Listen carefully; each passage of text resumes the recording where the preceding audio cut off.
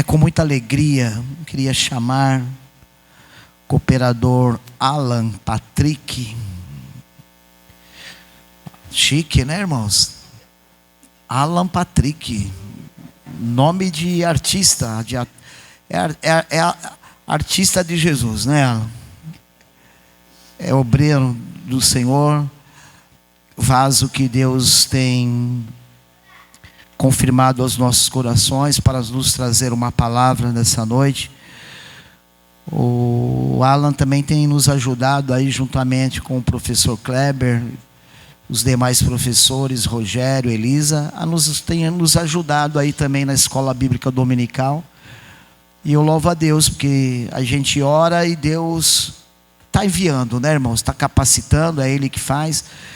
E o Alan, ele tem se colocado na brecha para estar nos ajudando. Então eu louvo a Deus pela vida do cooperador Alan. O Alan é doutor, viu, irmãos? Ele é doutor Alan. É veterinário. Meus irmãos, nós temos um doutor aqui, um cooperador, doutor Alan. Então Deus por isso que eu acho o evangelho interessante, né? A pessoa pode ser o presidente lá, pode ser capitão, general, seja lá o que for, mas chega aqui, é cooperador, é diácono, presbítero, evangelista. É Deus que vai fazendo, Deus que vai levantando, vai habilitando, capacitando. Então o Alan nunca falou para mim que ele era doutor, mas eu descobri fuçando no Instagram dele. Você acredita nisso, mano? A humildade, né? Isso é humildade, irmãos. Ele nunca se apresentou como eu sou doutor, faculdade. Não. Ele sempre se apresentou como esse menino humilde. E dizendo: pastor, se precisar de mim, estou aí para servir. Eu estou para servir ao Senhor. Que Deus abençoe. E é com muita alegria que eu quero apresentar o pastor Alan. Estou profetizando já. Cooperador Alan. A Isadora, né? A Isadora não gosta que ele tira a barba, irmãos. Mas olha que bonito que ele ficou. Sim ou não? Sim. Não fica bonito, mais jovem, sem barba? A Isadora fica brava comigo. Mas Isadora, aleluia. Que Deus abençoe. Vamos orar. Senhor nosso Deus e nosso Pai. Pai de todo amor e de toda bondade. Eu sei que o teu filho já está nas tuas boas mãos, ó Deus. E eu quero te pedir, ó Pai, que o Senhor venha repreender toda a opressão, tirar tudo aquilo que venha querer nos distrair nessa noite, que possa nos impedir de ouvir a Tua voz e a Tua palavra. Fala conosco de uma forma especial aquilo que precisamos ouvir, não aquilo que queremos. Assim eu te agradeço, eu te louvo, te exalto, em nome do seu Filho amado Jesus. Vamos dar um bem-vindo bem caloroso a esse jovem senhor. Seja bem-vindo em nome de Jesus. Com a palavra, o homem de Deus.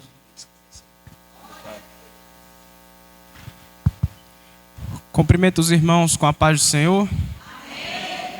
Amém. A gente fica até sem graça, né? Quando o pastor enche a gente de elogios assim, mas é tudo para a honra e para a glória do Senhor. Amém? Agradeço a Deus por mais uma oportunidade de estar aqui para poder ministrar a palavra do Senhor. Agradeço também a liderança da igreja que sempre confia em nós essa responsabilidade tremenda. Agradeço também a cada um dos irmãos que se dispuseram a estar aqui na noite de hoje, cada um segundo as suas necessidades, segundo os seus afazeres, suas obrigações. Mas a Bíblia diz em Mateus 6,33 que nós devemos buscar o reino de Deus e a sua justiça em primeiro lugar, e as demais coisas serão acrescentadas em nossas vidas. E sem perder muito tempo, para que nós possamos mergulhar de cabeça na palavra do Senhor, peço aos irmãos que abram as suas Bíblias no livro de Apocalipse. Apocalipse capítulo 3, ao qual nós iremos meditar dos versículos 7 ao 13. Apocalipse capítulo 3, a partir do versículo 7. Amém? Bom, queridos, diz assim a palavra do Senhor. Ao anjo da igreja em Filadélfia escreve: estas coisas diz o santo, o verdadeiro, aquele que tem a chave de Davi. que abre e ninguém fechará, e que fecha e que ninguém abrirá. Conheço as tuas obras, eis que tenho posto diante de ti uma porta aberta, a qual ninguém pode fechar. Que tens pouca força, entretanto, guardaste a minha palavra e não negaste o meu nome. Eis farei que alguns dos que são da sinagoga de Satanás, desses que a si mesmos se declaram judeus e não são, mas mentem, eis que os farei vir e prostrar-se aos teus pés e conhecer que eu te amei.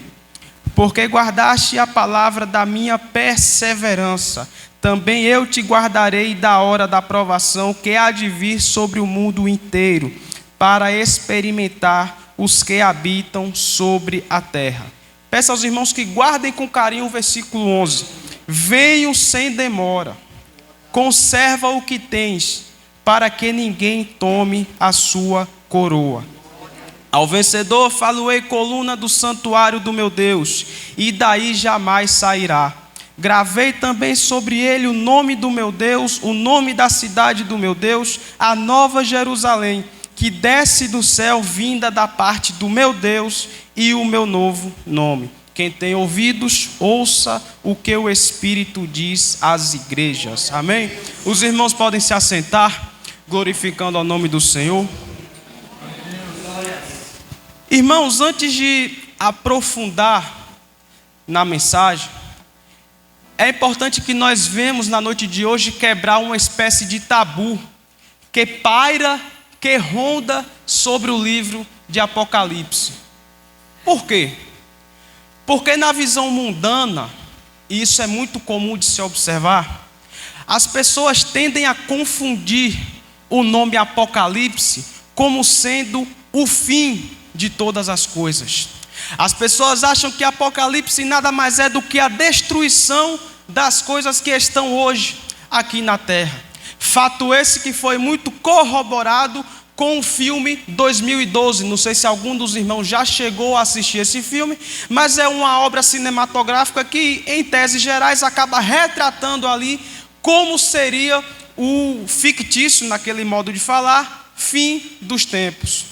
Só que graças a Deus que nós somos cristãos, que nós conhecemos a palavra, e se existe alguém no nosso meio hoje que não é cristão, que vai conhecer hoje o verdadeiro significado de Apocalipse, Apocalipse não significa fim, não significa destruição, mas Apocalipse significa revelação. Porque se algo é revelado a nós, é necessário que alguém traga essa mensagem para que nós possamos conhecer. Se algo é revelado, é porque ele até então era desconhecido. Apocalipse no capítulo 1, no versículo 1, vai dizer que se trata de uma revelação dada por Jesus Cristo para que o discípulo João escrevesse, testificasse e registrasse em forma de livro, para que as gerações que viessem depois pudessem também conhecer sobre a mensagem que Jesus queria passar para a sua igreja. Ou seja, a primeira coisa que nós temos que saber hoje é que Apocalipse, além, claro, de ser revelação, significa também restauração. Não querendo dar um spoiler sobre a mensagem, mas nós iremos ver um pouco mais para frente sobre o que será restaurado ao final de todo esse tempo. Por que restaurado? Porque aquilo que começou perfeito, infelizmente foi danificado. Entrou no mundo o pecado e o pecado acabou habitando em meio à humanidade, causando de certa forma separação entre Deus e a humanidade. Só que o nosso Deus que nós servimos é o mesmo Deus que, quando vê o problema, ele não arruma uma solução de última hora, porque antes do problema acontecer, ele já está com a solução. Entenderam aqui atrás? Mas que Deus é esse? Se ele faz a coisa, às vezes porventura dá errado, e ele vem com a solução, porque ele já sabe de todas as coisas. O pecado entrou no mundo, só que ele apresentou a solução para o pecado. Qual era a solução? Jesus Cristo. Mas o que Cristo fez de tão especial, que fez com que o pecado ele fosse remido, ele fosse curado da humanidade? Ele fez aquilo que nenhum homem no mundo poderia fazer, que foi morrer naquela cruz, que foi morrer naquele madeiro, para que o sangue que ele derramou pudesse nos lavar, pudesse nos purificar de todo pecado e de toda injustiça. Porque é mais fácil lavar e purificar com sabão em pó, com sabão em pedra, mas o sangue dele é mais limpo do que o aço, é mais limpo do que o omo, é mais limpo do que qualquer marca de produto de limpeza, irmão, porque ele é o dono de todas as coisas. E foi esse Cristo maravilhoso que escreveu diversas cartas para as 7 igrejas que estavam situadas na região da Ásia Menor. Ásia Menor, que hoje corresponde a grande parte do território da Turquia, que é um país situado ora no continente asiático, ora no continente europeu. E entre uma dessas igrejas, nós podemos citar como exemplo, e que será motivo de aprofundamento nessa carta, a igreja de Filadélfia. Mas por que 7 igrejas? Por que 7 selos? Por que 7 trombetas? O número 7 na Bíblia ele tem um significado muito profundo. Nada é por acaso. Mas não poderia ser um 5? Não poderia ser um 6? É número 7, porque o número 7 representa a perfeição. O número 7 representa o mais perfeito agir de Deus para a humanidade. E a igreja de Filadélfia possuía algumas características que lhe eram peculiares. Por isso que a carta foi destinada especificamente para a igreja de Filadélfia. Porque todas as outras 6 apresentavam necessidades diferentes. Então não existe que Cristo ele escrevesse uma carta de modelo genérico, de modelo padrão, para que uma única carta ela fosse a base para as outras 7 igrejas, porque cada uma possuía sua necessidade específica, cada uma possuía sua particularidade e seu jeito diferente de tratar uns com os outros.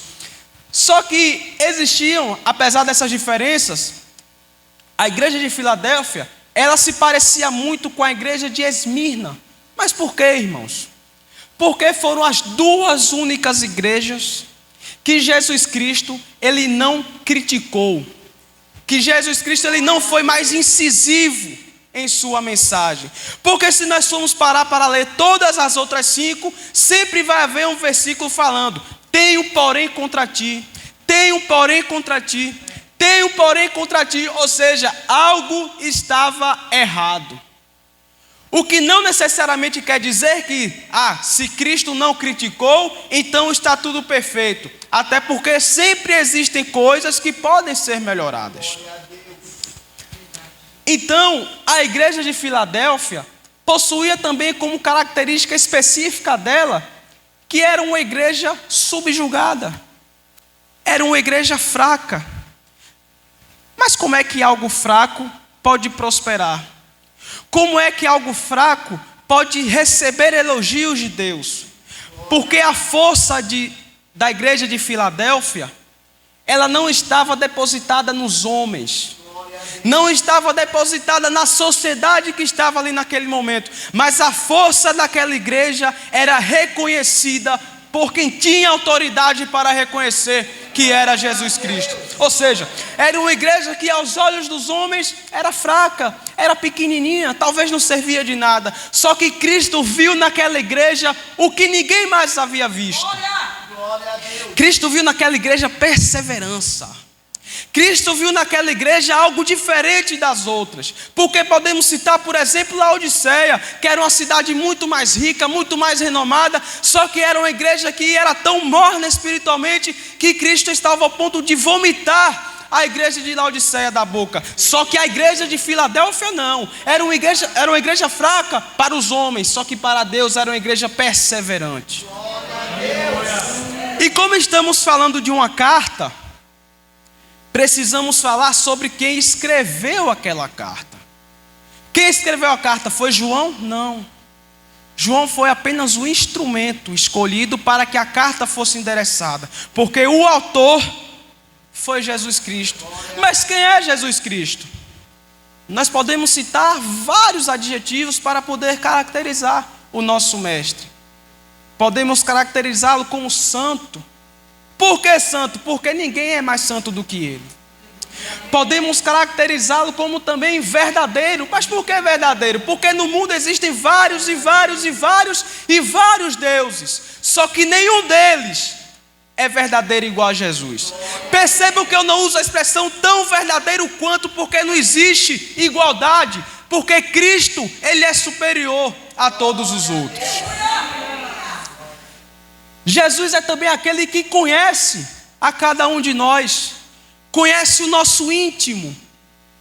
Conhece o mais profundo da nossa personalidade. Jesus sabe que eu sou de um jeito. Jesus sabe que o irmão Guilherme é de um jeito, o irmão Clebinho é de outro. Ou seja, mesmo sendo tanta gente diferente reunida em um canto só, Cristo sabe exatamente do modo certo como tratar cada um.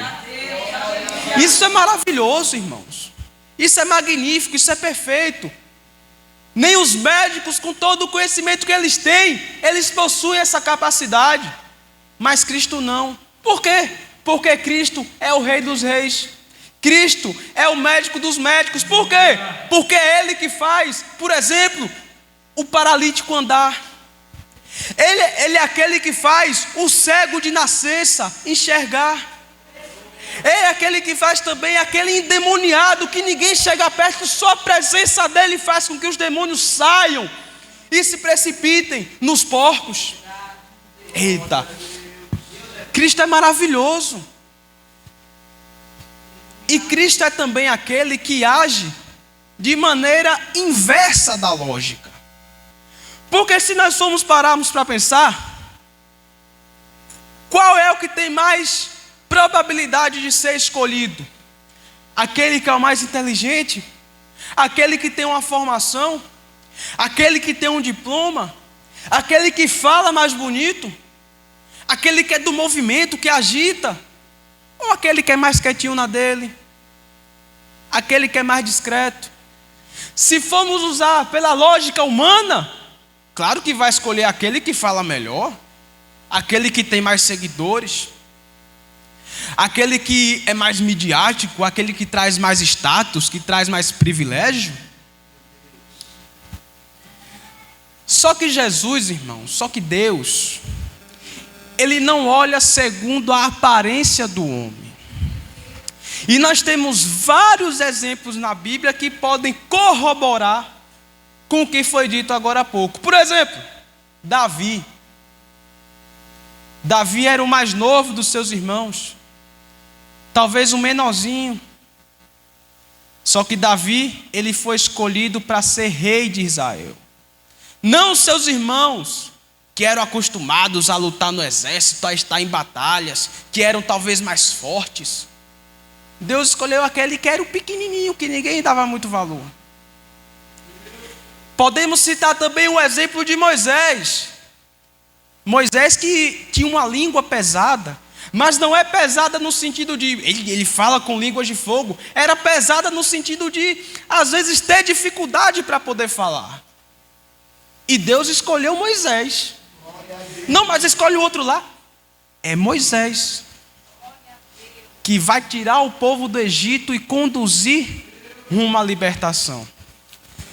Foi Deus também que escolheu José. Quem era José?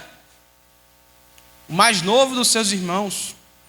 Parece que Deus tem uma preferência pelos caçulas. Porque os mais velhos têm todos os atributos, todas as qualidades, e Deus olha justamente os mais novos. O que é que o caçulinha tem que os mais velhos não têm? Talvez aquilo que os homens não reparam no caçula e tendem a olhar e até superestimar os mais velhos. Ou seja, não desprezem os mais novos. Não desprezem os caçulinhas. Não desprezem também as crianças. Por quê? Porque são justamente as crianças que agora estão lá em cima. E também os jovens, que são os próximos pastores. que são os próximos missionários, que são as próximas missionárias, que são hoje homens e mulheres de Deus, mas que estão sendo forjados, que estão sendo preparados. Então, jovens, persevere. Crianças não estão aqui, mas persevere também. Pedrinho está ali na barriga, já está escutando. Vai perseverar também. Porque a jornada, embora seja difícil, no final é gratificante. Porque existe uma recompensa maravilhosa sendo preparada para cada um de nós.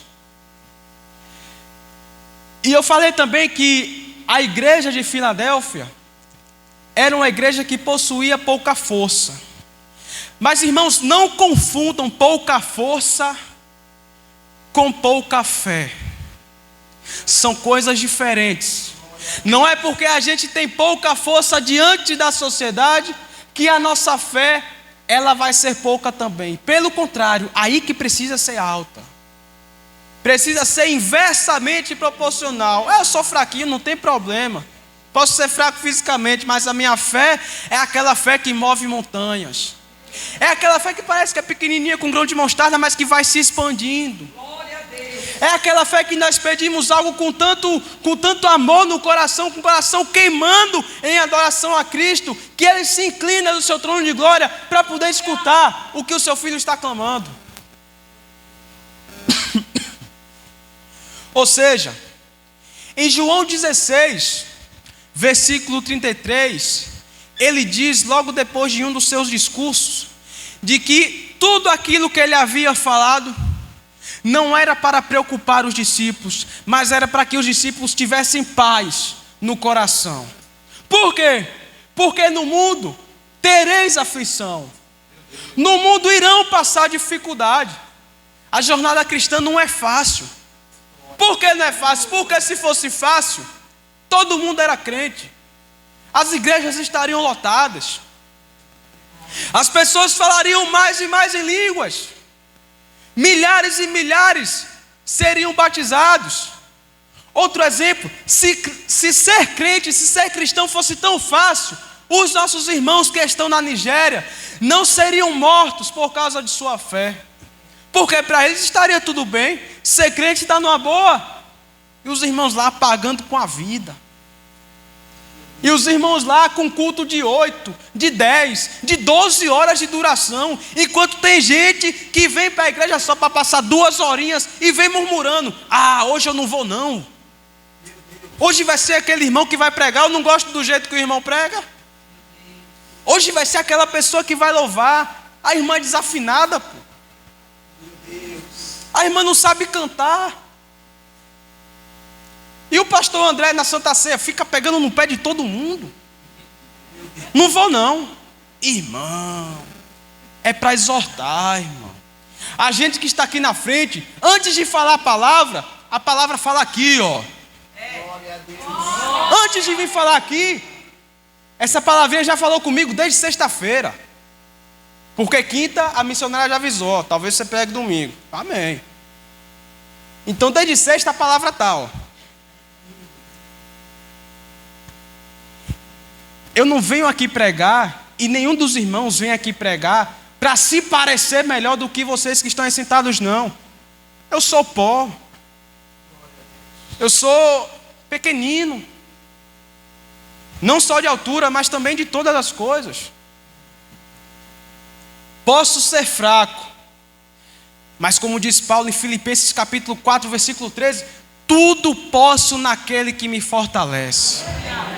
Eita! É maravilhoso, é gratificante servir a Jesus. Ou seja, fidelidade se baseia em guardar a palavra. Guardar onde? Na estante? Não, guardar no coração. E não negar a presença de Cristo, mesmo em meio às fraquezas, mesmo em meio às dificuldades, não abandonar a presença do Senhor. Quer ver um exemplo? A pessoa quando tem um carro e falta gasolina, ela vai deixar o carro abandonado ou vai no posto de gasolina para encher uma garrafinha, jogar no tanque do carro e depois seguir viagem? Ela vai no posto de gasolina. Quando nós estamos fracos na fé, nós devemos abandonar a Cristo? Pelo contrário, aí é que nós precisamos buscar cada vez mais. Porque Cristo é muito mais do que gasolina. Cristo é o refrigério da nossa alma. É muito bom servir a Jesus. É maravilhoso. É gratificante. Pode ser difícil, mas é espetacular. E outra, Cristo também é o mesmo que abre a porta. E detalhe, Ele abre e não permite que ninguém mais feche essa porta.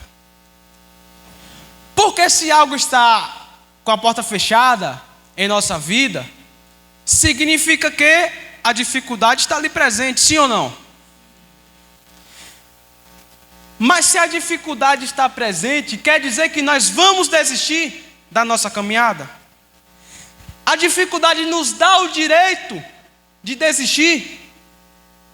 Talvez uma dificuldade financeira, uma dificuldade de saúde, lutos, percas, casamentos. Será que as dificuldades são justificativas plausíveis para que nós venhamos desistir da nossa caminhada? Como foi falado aqui no louvor, se os irmãos estão ligados no culto, a palavra vem sendo confirmada desde o começo. Eu poderia pegar a Bíblia e sair, porque já foi pregado desde a oração, irmão. Só que mesmo em meio às dificuldades, nós devemos ser resilientes e também perseverantes. Porque a perseverança é muito mais do que uma virtude. Ela é a chave que vai destrancar as portas. É a perseverança que faz com que nós apenas começamos a caminhada. O que é preciso fazer, irmão? Apenas comece. Mas eu não estou nas condições ideais para começar. Apenas comece.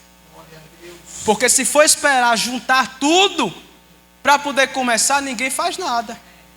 É a mesma coisa que casar. Não, vou esperar o terreno, vou esperar comprar os móveis, vou esperar comprar a casa. Aí passa o tempo, a pessoa não casa. Aí perde a bênção. Vai, irmão, começa. E eu não estou falando de casamento, eu estou falando de caminhada com Cristo. Começa. Começa, do jeito que você está, começa. Pode estar ferido, pode estar sujo, pode estar judiado, mas Cristo vai sarar todas as feridas. Comece e permaneça. Ou seja, permaneça constante. Constância é a palavra também. Perseverança e constância. E principalmente guarde a palavra do Senhor no seu coração, ainda que vale custar alguma coisa na sua vida. Vale custar talvez uma oportunidade em outro lugar. Vale custar talvez portas abertas em outros ministérios para poder exercer aquilo que Deus lhe confiou. Irmãos, não se corrompam por nada. Preguem, louvem, cantem, orem, se inspirem no Espírito Santo. Porque o mundo afora está cheio de, não vou citar nomes para não ser antiético, mas o mundo afora está cheio de denominações que aparentam apresentar a palavra. Só que quando nós examinamos à luz da Escritura, é tudo uma cilada. Ou seja, qual é o lugar certo de estar? É naquele lugar em que o Evangelho é pregado. Mas o Evangelho ele dói demais, ele corrige, ele exorta, irmão. Quer moleza? Mastiga a água. Quer sossego? Vai para o spa, vai viajar. Aqui é lugar de conserto. Aqui é lugar de bênção, com certeza. Mas é lugar também de conserto, de exortação, de confronto. Porque o que é que o Evangelho mais combate, se não for o pecado? Ou seja, para ver confronto, é preciso ter uma luta, é preciso ter uma batalha. Não está falando aqui de luta carnal, de pegar, botar a base, é luta espiritual. E por que eu falei para os irmãos guardarem com carinho o versículo 11? Conserva o que tens. Glória a Deus. O que é que nós temos para Cristo hoje? Será a coroa da vida eterna? Será que algo está nos distraindo, nos tirando, nos atrapalhando da presença do Senhor? Ou será que nós temos, como diz Paulo em 1 Coríntios capítulo 9, no versículo 24 a 25, uma coroa corruptível, uma coroa que se estraga, uma coroa que não é eterna, que não dura para sempre?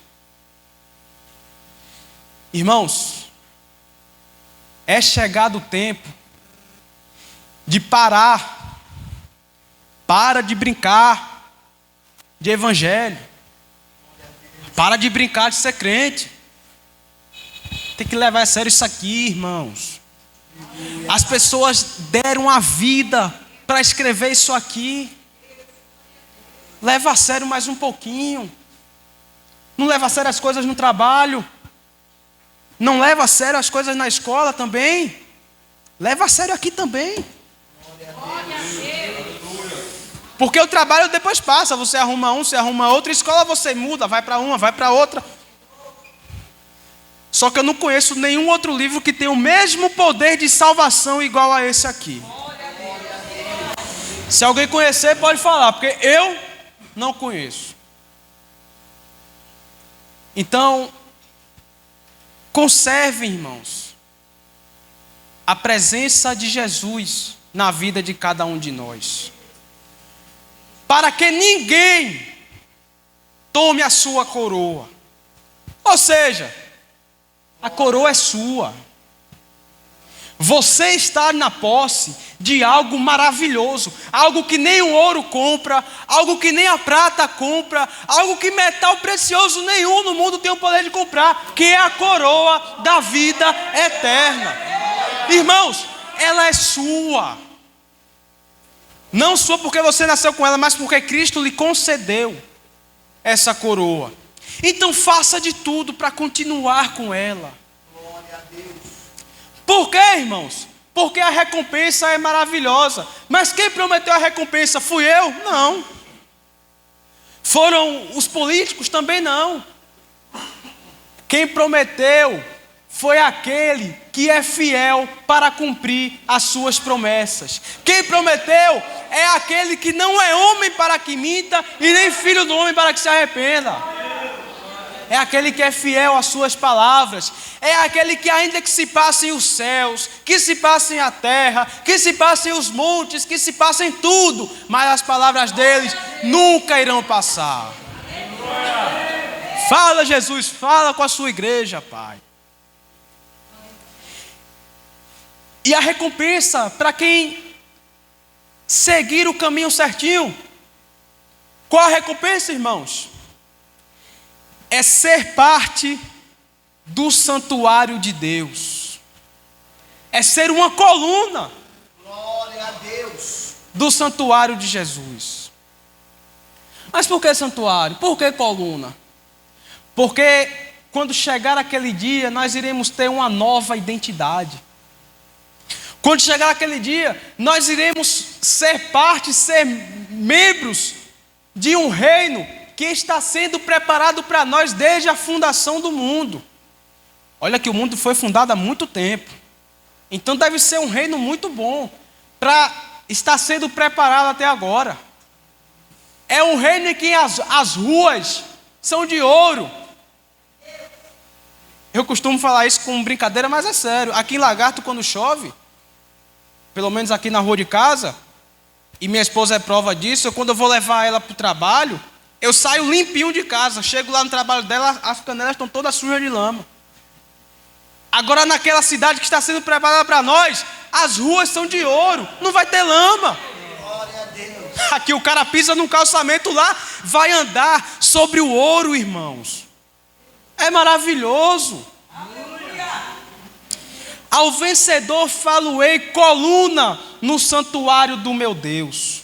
Ou seja, identidade permanente na presença do Senhor. Aquela coluna diferente, ao contrário das tantas e tantas e outras colunas terrenas que existem talvez na antiga Roma, na antiga Grécia, que são ruínas. Nós seremos colunas indestrutíveis. Colunas que ninguém terá capacidade de derrubar. E para finalizar, eu quero fazer uma pequena reflexão com vocês. Não precisa responder para mim.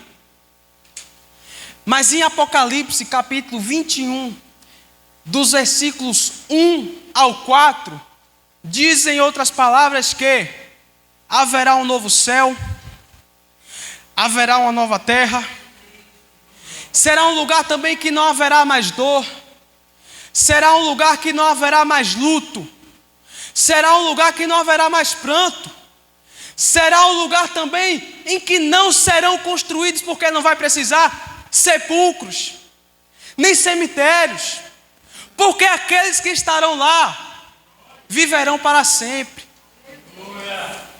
E eu quero que você feche os seus olhos apenas por um breve instante e reflitam. Reflitam o que os trouxe até a igreja na noite de hoje.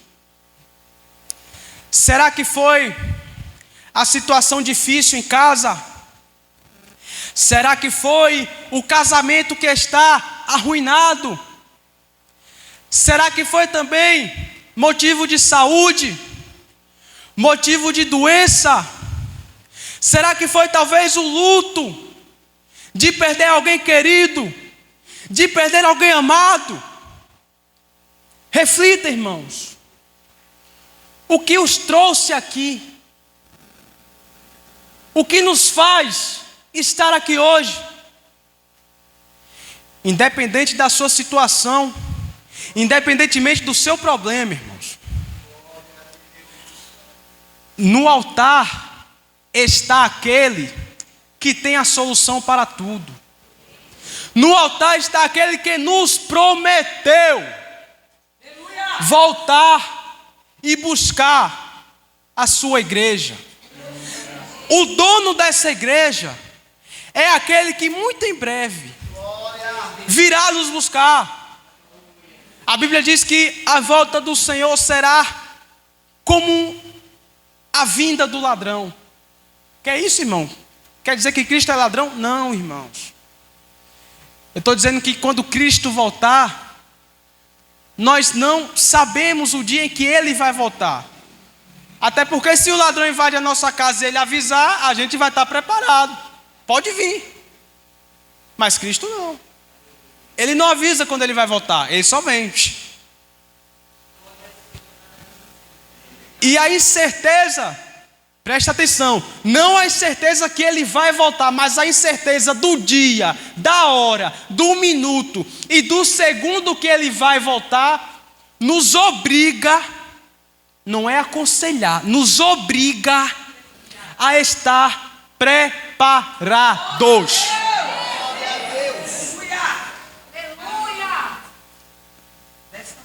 Porque o tempo está próximo. Os sinais estão aí, são bem claros.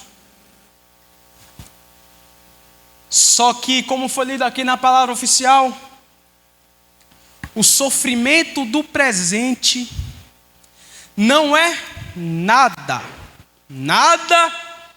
comparado com a glória que irá nos ser revelada.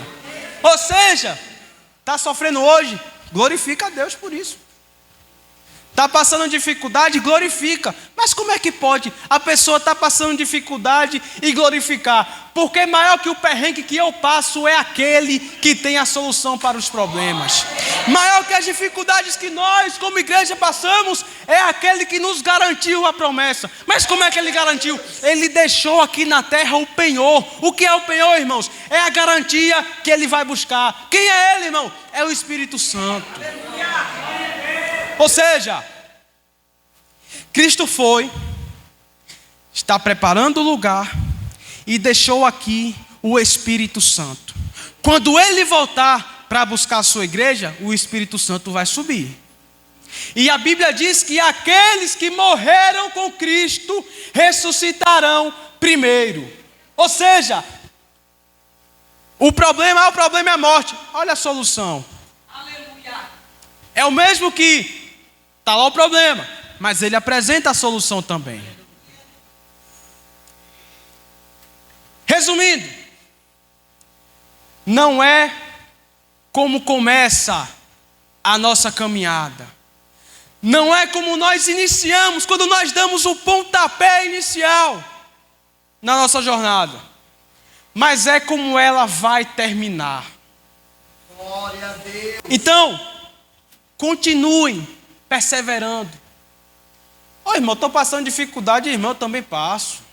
Só Deus sabe o que é que eu passo. E não é pouca coisa não. Vou guardar para testemunhar depois, porque eu sei que Deus está agindo. Mas não é pouca coisa não. Eu sei que os irmãos passam dificuldade também. O pastor também passa. A liderança da igreja também passa.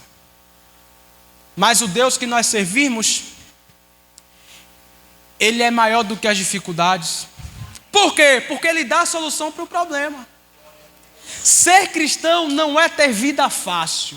Ser cristão é saber que mesmo em meio às provações, porque a Deus ninguém pode tentar, mesmo em meio às provações, nós temos aquele que está no controle de toda a situação.